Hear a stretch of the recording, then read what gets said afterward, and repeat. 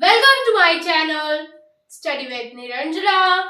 So friends, in this video, we will study about what is the difference between ago and before.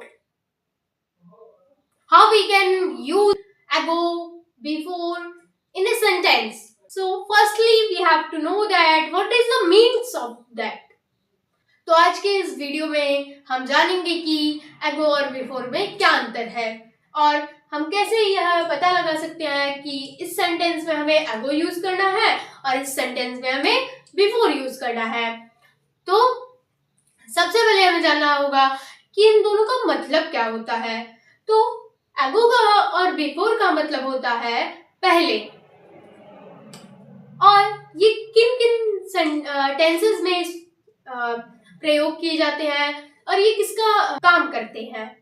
जैसे adverb का मतलब पूरे parts of speech में किसका काम करते हैं ये, तो आज के इस वीडियो में हम यह जानेंगे। तो जो एगो होता है वो किसका काम करता है, एडवर्ब का काम करता है। एडवर्ब को हम कैसे पहचान सकते हैं कि ये एडवर्ब का काम कर रहा है। तो जो एगो होता है वो एडवर्ब ऑफ टाइम होता है, इसीलिए यहाँ पर बताया गया है कि जो एगो है वो एडवर्ब है। ओके, और बिफोर क्या है, बिफोर है एडवर्ब भी है वो, प्रीपोजिशन भी है वो और कंजक्शन भी है वो। तो हम कैसे पता लगा सकते हैं किसी सेंटेंस में कि यहाँ पर बिफोर तो यूज हुआ है बट वो प्रीपोजिशन है, कंजक्शन है या फिर एडवर्ब है। तो यहाँ पर एडवर्ब को बताया गया है सिंस देन से।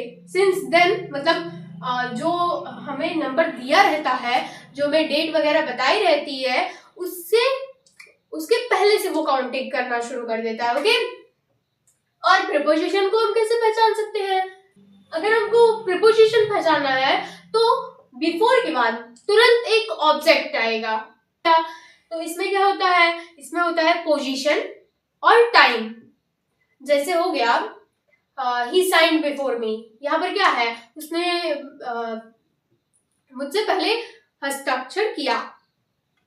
तो इसमें क्या बताया जा रहा है, पोजीशन बताया जा रहा है, टाइम बताया जा रहा है। और जैसे हो गया ही स्टैंड बिफोर मी, वो मेरे सामने खड़ा है। तो वो मेरे पहले खड़ा है, ये भी हम कह सकते हैं क्योंकि वहां पर बिफोर यूज किया गया है। तो ऐसे हम प्रीपोजिशन को पहचान सकते हैं। अब आया कंजक्शन। जैसे कंजक्शन में होता है कि कंजक्शन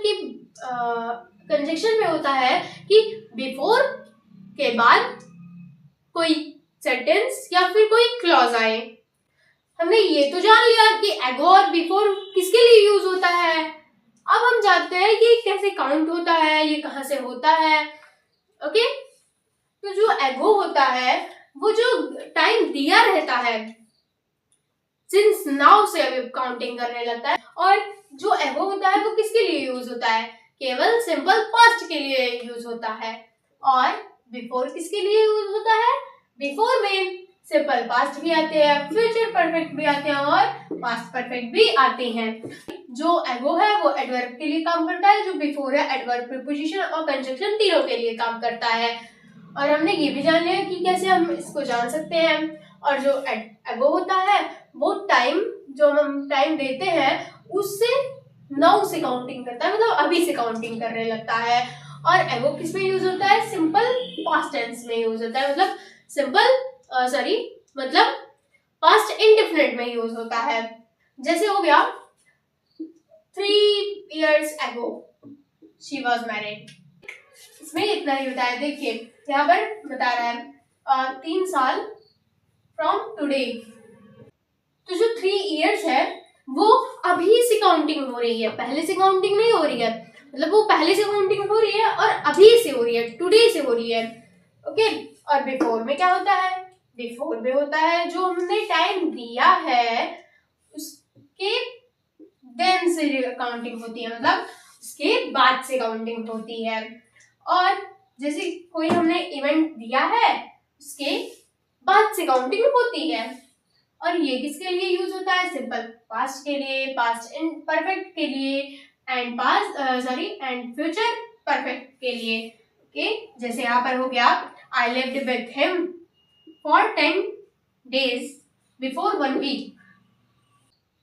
जो 10 दिन है वो एक वीक, जो 10 दिन है वो कहाँ से काउंटिंग हो रहे हैं, वो 1 वीक से ही काउंटिंग हो रहे हैं उसके। ओके, और क्या बताया है, और बताए हैं कि जो बिफोर होता है वो एगो और बिफोर कहाँ लगते हैं। जो एगो होता है वो एगो मतलब टाइम पहले लगता है, उसके बाद एगो लगता है। और बिफोर क्या होता है, बिफोर होता है बिफोर पहले लगता है और टाइम बाद में लगता है। इसमें केवल इतने से ही डिफरेंस थे। और यहाँ पर बताया भी है there are much difference between ago and before. Okay, तो जो हमारा ये वीडियो था वो हम यहीं पर एंड करते हैं। तो अगर आपको यह वीडियो पसंद आया होगा तो प्लीज़ लाइक शेयर कमेंट और सब्सक्राइब करना ना भूलिएगा। और अगर कोई भी डाउट हो तो मुझे कमेंट बॉक्स में बताइएगा। Thank you, have a nice day.